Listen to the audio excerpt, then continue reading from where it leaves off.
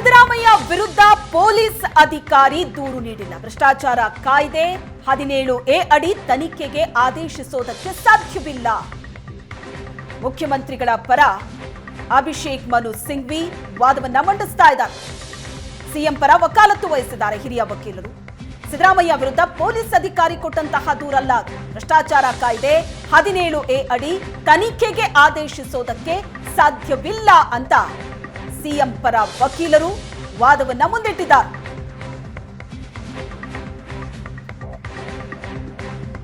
ಅಭಿಷೇಕ್ ಮನು ಸಿಂಘ್ವಿ ಮುಖ್ಯಮಂತ್ರಿಗಳ ಪರವಾಗಿ ತಮ್ಮ ವಾದವನ್ನ ಮಂಡಿಸ್ತಾ ಇದ್ದಾರೆ. ರಾಜ್ಯಪಾಲರ ಪ್ರಾಸಿಕ್ಯೂಷನ್ ವಿರುದ್ಧ ನಡೀತಾ ಇರೋ ಕಾನೂನು ಸಮರ ಇದು. ಭ್ರಷ್ಟಾಚಾರ ಕಾಯ್ದೆ 17A ಅಡಿ ತನಿಖೆಗೆ ಆದೇಶಿಸೋದಕ್ಕೆ ಸಾಧ್ಯವಿಲ್ಲ ಅಂತ ವಾದವನ್ನ ಮುಂದಿಟ್ಟಿದ್ದಾರೆ. ಸಿಎಂ ಸಿದ್ದರಾಮಯ್ಯನವರ ರಿಟ್ ಅರ್ಜಿ ವಿಚಾರಣೆ ಆರಂಭ ಆಗಿದೆ. ಪ್ರಾಸಿಕ್ಯೂಷನ್ಗೆ ಅನುಮತಿ ಕೊಟ್ಟಿದ್ದನ್ನ ಸಿದ್ದರಾಮಯ್ಯನವರು ಪ್ರಶ್ನೆ ಮಾಡಿದ್ದಾರೆ ಕೋರ್ಟ್ನಲ್ಲಿ. ಸಿಎಂ ಪರ ಹಿರಿಯ ವಕೀಲ ಅಭಿಷೇಕ್ ಮನು ಸಿಂಘ್ವಿ ವಾದವನ್ನ ಮಂಡಿಸ್ತಾ ಇದ್ದಾರೆ. ಭ್ರಷ್ಟಾಚಾರ ಕಾಯ್ದೆ 17A ಅಡಿ ತನಿಖೆಗೆ ಆದೇಶಿಸಲು ಸಾಧ್ಯವಿಲ್ಲ ಅಂತ ಹೇಳ್ತಿದ್ದಾರೆ.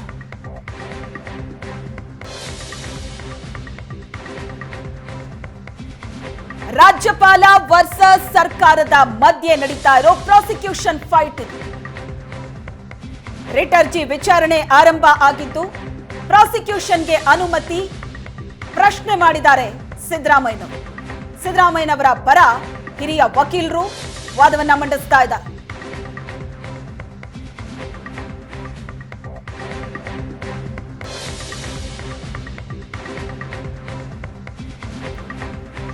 ಭ್ರಷ್ಟಾಚಾರ ಕಾಯ್ದೆ 17A ಅಡಿ ತನಿಖೆಗೆ ಆದೇಶಿಸೋದಕ್ಕೆ ಸಾಧ್ಯವಿಲ್ಲ ಅಂತ ವಾದವನ್ನ ಮುಂದಿಟ್ಟಿದ್ದಾರೆ.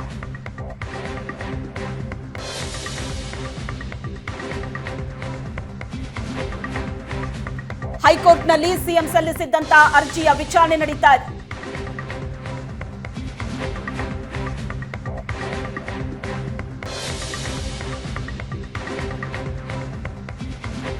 ರಾಜ್ಯಪಾಲರು ತನಿಖೆಗೆ ಆದೇಶ ನೀಡಿದ್ದರ ಬಗ್ಗೆ ವಾದ ನಡೀತಾ ಇದೆ. ಸಿದ್ದರಾಮಯ್ಯ ವಿರುದ್ಧ ಪೊಲೀಸ್ ಅಧಿಕಾರಿ ದೂರು ನೀಡಿಲ್ಲ. ಭ್ರಷ್ಟಾಚಾರ ಕಾಯ್ದೆ 17A ಅಡಿ ತನಿಖೆಗೆ ಆದೇಶ ಕೊಡೋದಕ್ಕೆ ಸಾಧ್ಯವಿಲ್ಲ.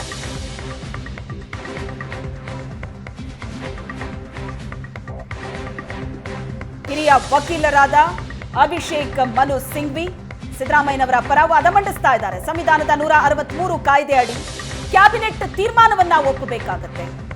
ಆದ್ರೆ ಇಲ್ಲಿ ರಾಜ್ಯಪಾಲರು ಕ್ಯಾಬಿನೆಟ್ ತೀರ್ಮಾನ ಅದನ್ನ ಒಪ್ಪದೆ ಪಾಲಿಸದೆ ತೀರ್ಮಾನವನ್ನ ತೆಗೆದುಕೊಂಡಿದ್ದಾರೆ. ತನಿಖೆಗೆ ಆದೇಶ ನೀಡಿದ್ದಕ್ಕೆ ಕಾರಣ ಕೂಡ ಹೇಳಿಲ್ಲ. ಇದನ್ನ ಅಭಿಷೇಕ್ ಮನು ಸಿಂಘ್ವಿ ಹಿರಿಯ ವಕೀಲರು ಪಾಯಿಂಟ್ ಮಾಡ್ತಿದ್ದಾರೆ.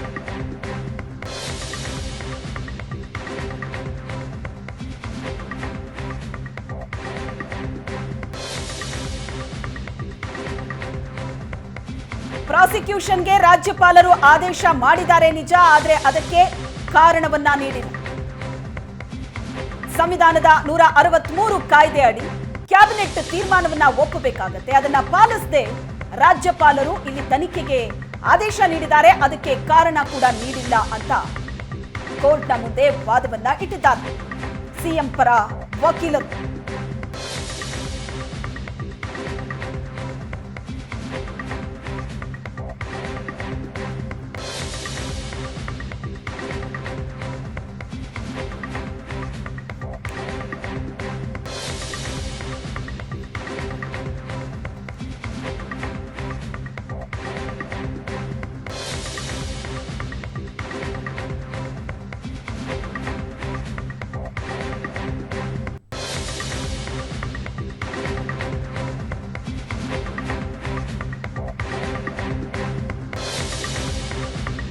ಪ್ರಾಸಿಕ್ಯೂಷನ್ ರದ್ದು ಕೋರಿ ಸಿಎಂ ಸಲ್ಲಿಸಿದ್ದಂತಹ ರಿಟ್ ಅರ್ಜಿ ಅದರ ವಿಚಾರಣೆ ನಡೀತಾ ಇದೆ. ಸಿಎಂ ಪರ ಹಿರಿಯ ವಕೀಲರಾದ ಅಭಿಷೇಕ್ ಮನು ಸಿಂಘ್ವಿ ವಾದವನ್ನ ಮಂಡಿಸುತ್ತಿದ್ದಾರೆ.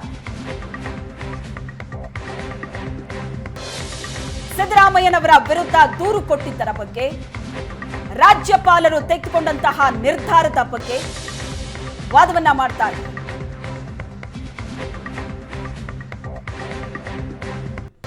ಪ್ರಾಸಿಕ್ಯೂಷನ್ ಅನುಮತಿ ಪ್ರಶ್ನಿಸಿರುವಂತಹ ಸಿದ್ದರಾಮಯ್ಯನವರ ಅರ್ಜಿಯ ವಿಚಾರಣೆ ನಡೀತಾ ಇದೆ.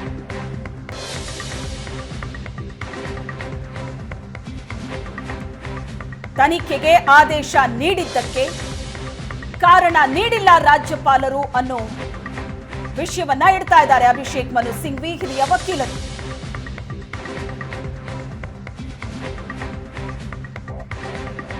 ಭ್ರಷ್ಟಾಚಾರ ಕಾಯ್ದೆ 17A ಅಡಿ ತನಿಖೆಗೆ ಆದೇಶಿಸೋದಕ್ಕೆ ಸಾಧ್ಯವಿಲ್ಲ ಅಂತ ಅಭಿಷೇಕ್ ಮನು ಸಿಂಘ್ವಿ ವಾದವನ್ನ ಮಾಡಿದ. ಸಂವಿಧಾನದ 163 ಕಾಯ್ದೆ ಅಡಿ ಕ್ಯಾಬಿನೆಟ್ ತೀರ್ಮಾನವನ್ನ ಒಪ್ಪಬೇಕು. ಅದನ್ನ ಪಾಲಿಸದೆ ರಾಜ್ಯಪಾಲರು ನಿರ್ಧರಿಸಿದ್ದಾರೆ ಅಂತಾನೆ ಅಂದ್ಕೊಳ್ಳೋಣ. ಆದ್ರೆ ತನಿಖೆಗೆ ಆದೇಶ ನೀಡಿದ್ದಕ್ಕೊಂದು ಕಾರಣ ನೀಡಬೇಕಲ್ಲ, ಆ ಕಾರಣವನ್ನ ನೀಡಿಲ್ಲ ಅನ್ನೋದು ವಕೀಲರ ವಾದ. ಯಾರೋ ದೂರು ಕೊಡ್ತಾರೆ ಅಂದ ಮಾತ್ರಕ್ಕೆ ರಾಜ್ಯದ ಮುಖ್ಯಮಂತ್ರಿಗಳ ಮೇಲೆ ಪ್ರಾಸಿಕ್ಯೂಷನ್ಗೆ ಅನುಮತಿ ಕೊಡೋದು ಎಷ್ಟರ ಮಟ್ಟಿಗೆ ಸರಿ? ಸುಪ್ರೀಂ ಕೋರ್ಟ್ ಪ್ರಕರಣದ ತೀರ್ಪನ್ನ ಉಲ್ಲೇಖಿಸಿದ್ರು. ಪಿಸಿ ಆಕ್ಟ್ 17A ಅನ್ನ ಇತ್ತೀಚೆಗೆ ಸೇರಿಸಲಾಗಿದೆ. ನೀವು ಓದ್ತಾ ಇರೋ ತೀರ್ಪು ಬರೋವಾಗ ಈ ತಿದ್ದುಪಡಿ ಆಗಿರಲಿಲ್ಲ. ಸುಪ್ರೀಂ ಕೋರ್ಟ್ ಪ್ರಕರಣದ ತೀರ್ಪನ್ನ ಅಭಿಷೇಕ್ ಮನು ಸಿಂಘ್ವಿ ಉಲ್ಲೇಖ ಮಾಡ್ತಾರೆ. ಪಿಸಿ ಆಕ್ಟ್ 17A ಅನ್ನ ಇತ್ತೀಚೆಗೆ ಸೇರಿಸಿರೋದು ನೀವು ಓದ್ತಾ ಇರೋ ತೀರ್ಪು ಬರೋವಾಗ ಈ ತಿದ್ದುಪಡಿ ಆಗಿರಲಿಲ್ಲ ಅಂತ ವಕೀಲರು ಹೇಳ್ತಾರೆ. ರಾಜ್ಯಪಾಲರ ವಿವೇಚನೆಯನ್ನ ಬಳಸಿ ತೀರ್ಮಾನ ಮಾಡಬೇಕು. ಯಡಿಯೂರಪ್ಪ ಪ್ರಕರಣದ ತೀರ್ಪನ್ನ ಕೂಡ ಅಭಿಷೇಕ್ ಮನು ಸಿಂಘ್ವಿ ಉಲ್ಲೇಖ ಮಾಡ್ತಾರೆ. ಕ್ಯಾಬಿನೆಟ್ ಸಭೆಯಲ್ಲಿ ಸಿಎಂ ಸಿದ್ದರಾಮಯ್ಯ ಭಾಗವಹಿಸಿರಲಿಲ್ಲ.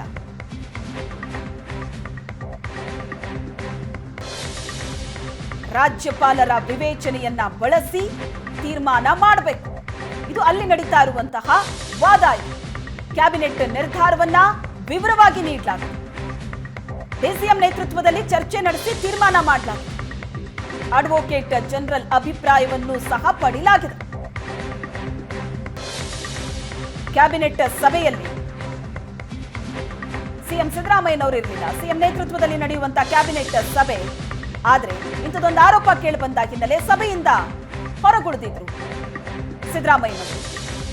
ಡಿಸಿಎಂ ನೇತೃತ್ವದಲ್ಲಿ ಡಿಕೆ ಶಿವಕುಮಾರ್ ಅವರ ನೇತೃತ್ವದಲ್ಲಿ ಸಭೆ ನಡೆಯಿತು. ಅಲ್ಲಿ ಚರ್ಚೆ ನಡೆಸಿ ತೀರ್ಮಾನವನ್ನ ಮಾಡಲಾಗಿದೆ. ಅಡ್ವೊಕೇಟ್ ಜನರಲ್ ಅಭಿಪ್ರಾಯವನ್ನೂ ಕೂಡ ಪಡೆಯಲಾಗಿದೆ ಅಂತ ಅಭಿಷೇಕ್ ಮನು ಸಿಂಘ್ವಿ ಈ ವಿಚಾರವನ್ನ ಕೋರ್ಟ್ನ ಮುಂದೆ ಇಟ್ಟಿದ್ದಾರೆ. ಕ್ಯಾಬಿನೆಟ್ ನಿರ್ಧಾರವನ್ನು ಕೂಡ ವಿವರವಾಗಿ ನೀಡಲಾಗಿದೆ. ಡಿಸಿಎಂ ನೇತೃತ್ವದಲ್ಲಿ ಕ್ಯಾಬಿನೆಟ್ ಸಭೆ ನಡೆಯಿತು. ಅಲ್ಲಿ ಯಾವೆಲ್ಲ ಚರ್ಚೆಗಳಾಯಿತು, ಅಡ್ವೊಕೇಟ್ ಜನರಲ್ ಅಭಿಪ್ರಾಯವನ್ನೂ ಸಹ ಪಡೆಯಲಾಗಿತ್ತು. ಆ ಎಲ್ಲ ವಿವರವಾದಂತಹ ಮಾಹಿತಿಯನ್ನು ಕೂಡ ನೀಡಲಾಗಿದೆ. ಕ್ಯಾಬಿನೆಟ್ ನಿರ್ಧಾರವನ್ನ ವಿವರವಾಗಿ ನೀಡಲಾಗಿದೆ ಅಂತ ಅಭಿಷೇಕ್ ಮನು ಸಿಂಘ್ವಿ ಕೋರ್ಟ್ಗೆ ಈ ವಿಚಾರವನ್ನ ಸ್ಪಷ್ಟಪಡಿಸಿದರು.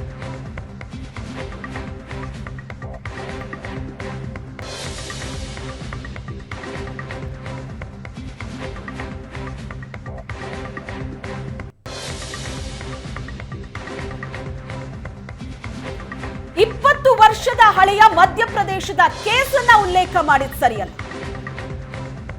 ಕ್ಯಾಬಿನೆಟ್ ಸಭೆಯಲ್ಲಿ ಸಿಎಂ ಸಿದ್ದರಾಮಯ್ಯ ಭಾಗವಹಿಸಿರಲಿಲ್ಲ. ಸಿಎಂ ಮೇಲೆ ಕೇಳಿಬಂದಂತಹ ಆರೋಪ, ಈ ಸಭೆಯಲ್ಲಿ ಸಿಎಂ ಇರಲಿಲ್ಲ.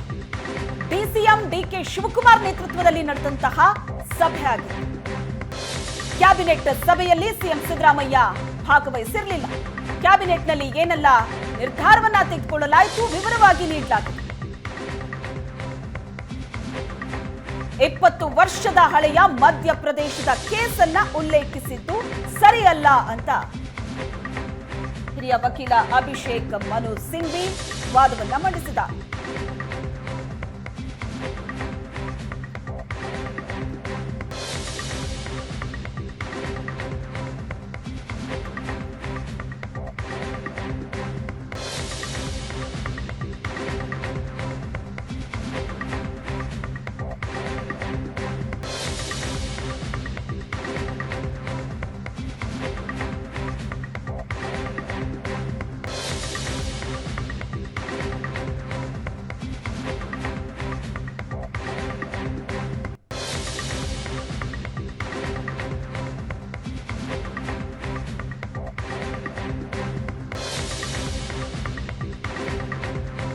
ಸಿದ್ದರಾಮಯ್ಯನವರ ಅರ್ಜಿ ವಿಚಾರಣೆ ನಡೀತಾ ಇದೆ.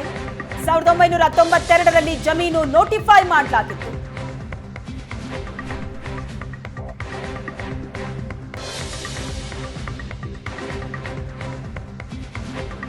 ಸಾವಿರದ 1998ರಲ್ಲಿ ಅದೇ ಜಮೀನು ಡಿನೋಟಿಫೈ ಮಾಡಲಾಗಿತ್ತು. 2004ಕ್ಕೆ ಸಿದ್ದರಾಮಯ್ಯ ಬಾಮೈದುನನಿಗೆ ಸೇಲ್ ಡೀಡ್ ಮಾಡಲಾಗಿತ್ತು. 2005ಕ್ಕೆ ಭೂ ಪರಿವರ್ತನೆಗೆ ಅರ್ಜಿ ಸಲ್ಲಿಸಲಾಗಿದೆ.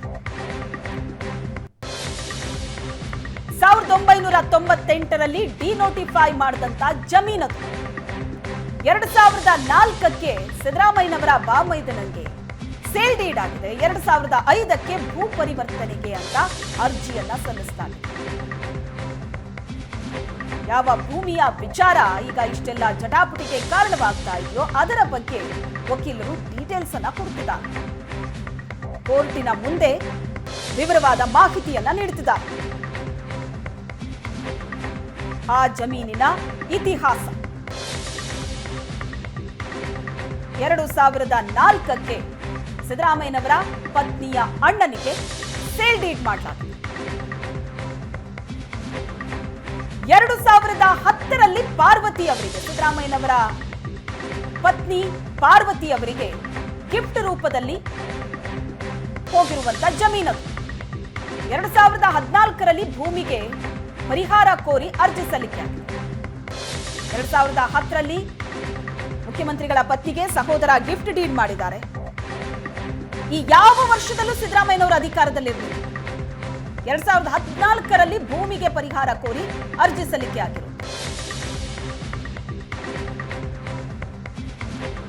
ಮುಖ್ಯಮಂತ್ರಿಗಳು ತಮ್ಮ ಅಧಿಕಾರವನ್ನ ಬಳಸಿ ಇಂಥದ್ದೊಂದು ಅವ್ಯವಹಾರ ಆಗಿದೆ ಅಂತ ಏನು ಆರೋಪ ಮಾಡ್ತಾ ಇದ್ರು, ಈ ಯಾವ ವರ್ಷದಲ್ಲೂ ಕೂಡ ಸಿದ್ದರಾಮಯ್ಯನವರು ಅಧಿಕಾರದಲ್ಲಿ ಇರಲಿಲ್ಲ ಅನ್ನೋದನ್ನ ಬಹಳ ಕ್ಲಿಯರ್ ಆಗಿ ಹಿರಿಯ ವಕೀಲ ಅಭಿಷೇಕ್ ಮನು ಸಿಂಘ್ವಿ ಕೋರ್ಟಿಗೆ ಈ ವಿಚಾರವನ್ನ ತಿಳಿಸ್ತಾ ಇದ್ದಾರೆ.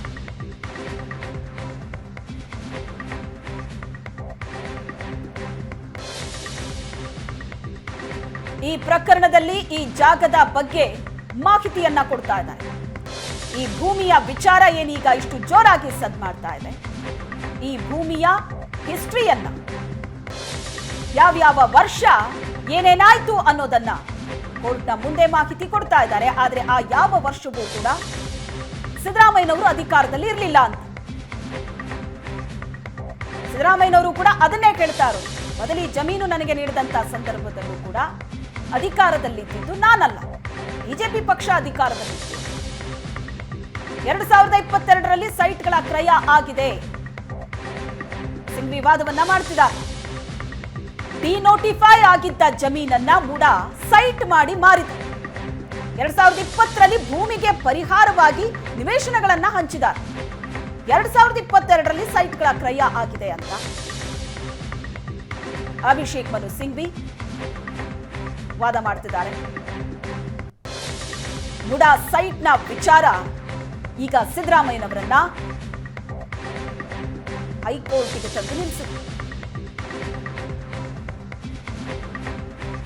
ಯಾವ ಜಮೀನು ಇಷ್ಟೆಲ್ಲ ಜಟಾಪಟಿಗೆ ಕಾರಣವಾಯಿತು, ಅದೇ ಜಮೀನಿನ ವಿಚಾರವಾಗಿ ಮಾಹಿತಿಯನ್ನ ಸಿಎಂ ಪರ ವಕೀಲರು ಕೋರ್ಟಿಗೆ ನೀಡ್ತಾ ಇದ್ದಾರೆ.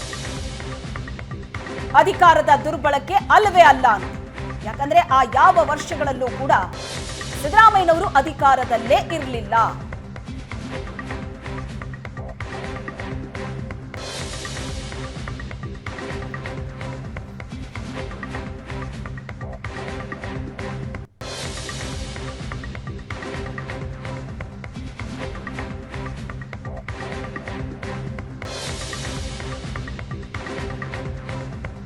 ಎರಡು 2014ರಲ್ಲಿ ಸರ್ಕಾರವೇ ಪರಿಹಾರವಾಗಿ ಬದಲಿ ಭೂಮಿಗೆ ಅರ್ಜಿ ಆಹ್ವಾನಿಸಿತು.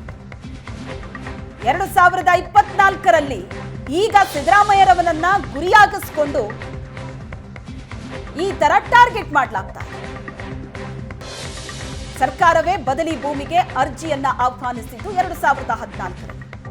ಈಗ 2024ರಲ್ಲಿ ಸಿದ್ದರಾಮಯ್ಯರನ್ನ ಗುರಿಯಾಗಿಸಿಕೊಂಡು ದೂರು ನೀಡಿದ್ದಾರೆ.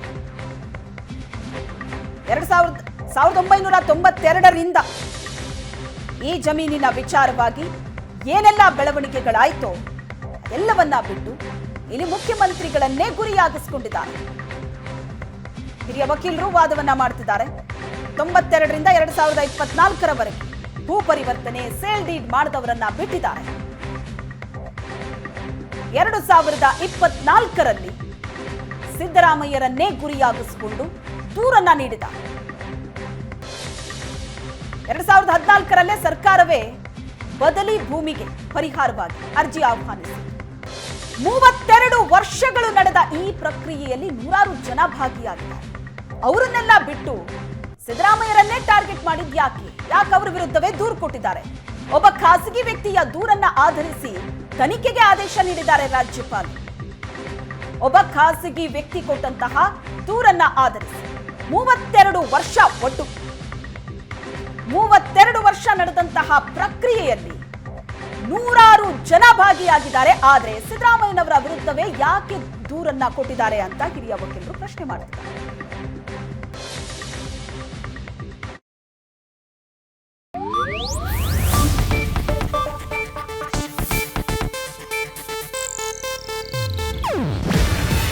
ಇದು ಏಷ್ಯಾನೆಟ್ ನ್ಯೂಸ್ ನೆಟ್ವರ್ಕ್ ಪ್ರಸ್ತುತಿ. ನೀವು ನೋಡ್ತಿದ್ದೀರಾ ಏಷ್ಯಾನೆಟ್ ಸುವರ್ಣ ನ್ಯೂಸ್.